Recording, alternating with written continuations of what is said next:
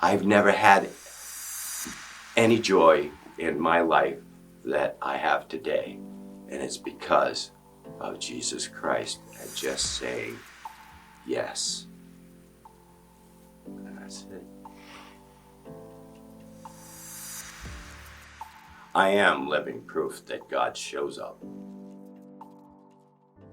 I really believe that I just wanted to be, have some attention and be loved.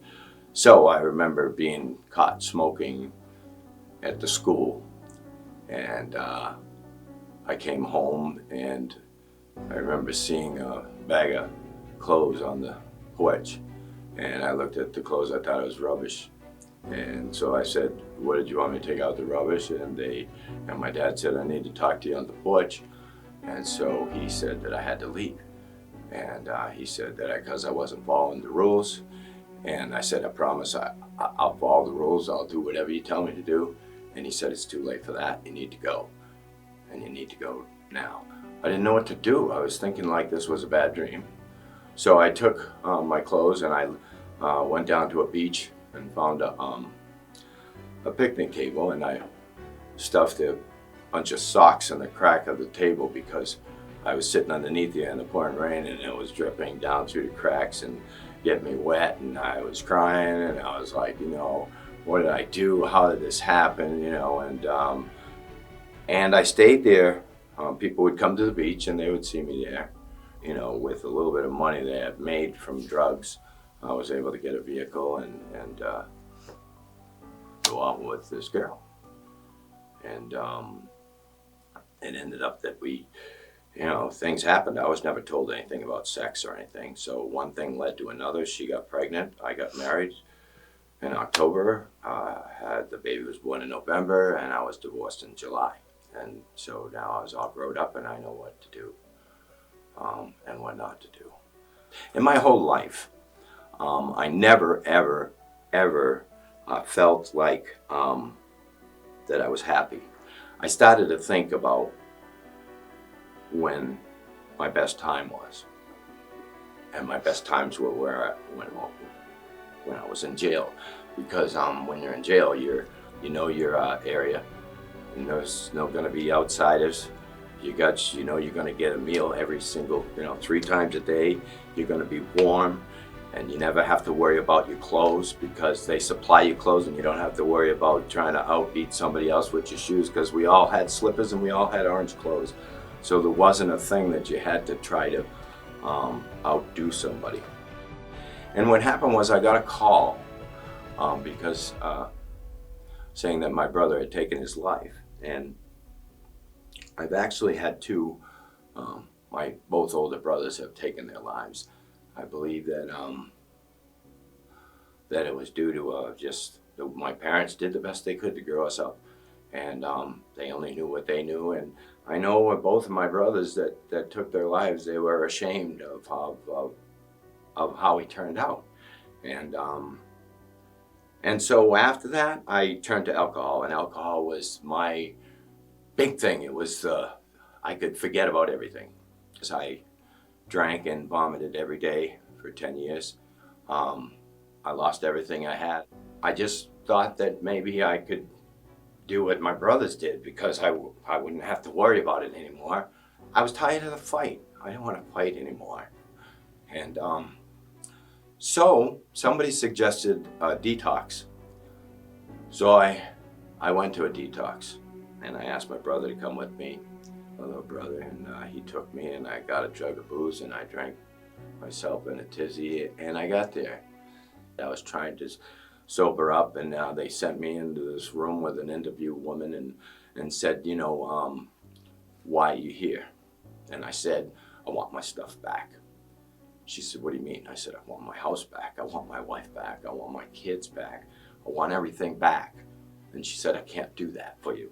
She said, the only one that can do that is God. And I said, God ain't gonna help me. I've been trying to find out where a God was, or if there was even a God, in my whole life. And I've never seen anything that has proved to me that there is a God, because my life is just terrible. And she said, what I want you to do is take your keys or your wallet, and at night when you go to bed, you're going to place the keys of your wallet underneath your bed. And while you're down there, you're going to thank God for the day that He has brought you through. And then when you wake up in the morning, when you go get them keys of your wallet, you're going to ask God for help. You're going to ask Him to see what He has for you today. And so I did that. And after 2 weeks, I get out of detox. I was sober, but I was the same person. I was still miserable. I still hated myself. I was still sorry for myself. I wanted to have a pity party. I wanted the whole world to show up. And I'm thinking after all this, my life should be better. But it wasn't. It was the same. It was just without drugs and alcohol. And this guy at my work, his name is Ron Dennison, he came to me and he said, "Hey, how you doing?" I said, just life sucks and I just don't know what I want to do. And so what happened is he said, "Hey, how would you like to go to a church breakfast?" I said, "Church? Sorry, dude, I don't do church."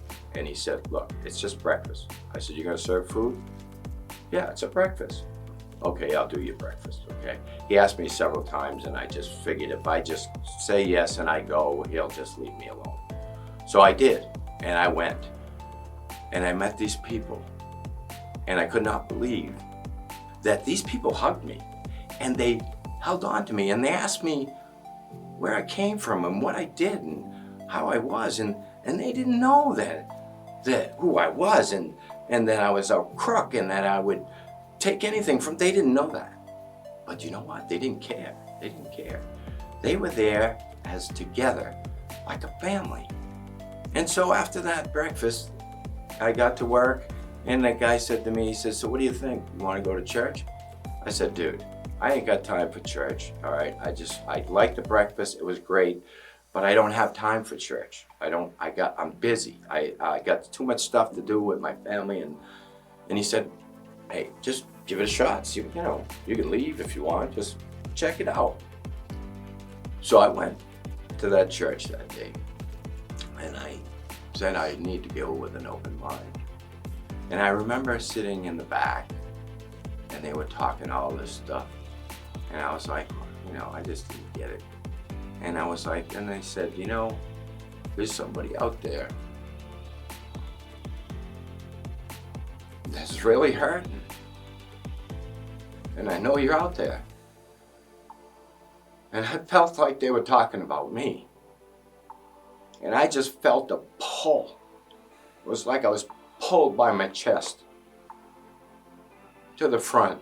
And I laid down and I cried. And I cried and I cried. I just didn't want to do it anymore. I was just done. I was just done. I don't want this anymore. And I just felt that, there's got to be something better than this. I did the God thing. I'm trying to do what you told me to do. And it just doesn't seem like it's working. And then I heard a voice. Or I turned around and there was nobody there. And it said, "I've been watching you. I've been with you the whole time. And you're gonna be okay. I can take that from you. I can take it all away. What do you have to ask me?" And I said, "God, please take this away. I don't want to take it anymore. This pain is awful and I just want to die." And he said, "I'm going to be with you forever. I promise you, you will never feel that way again. Never. I promise you." Today, I can't live without God. Today, I can't make a decision without God. Because that is what worked. It's the only thing that worked, because I tried everything in my life and nothing worked. And I didn't realize that all I had to do is surrender. And I remember going to the church, and the church, the rug had this big, huge brown stain up on the front. And I remember I was laying my head in there as I was weeping.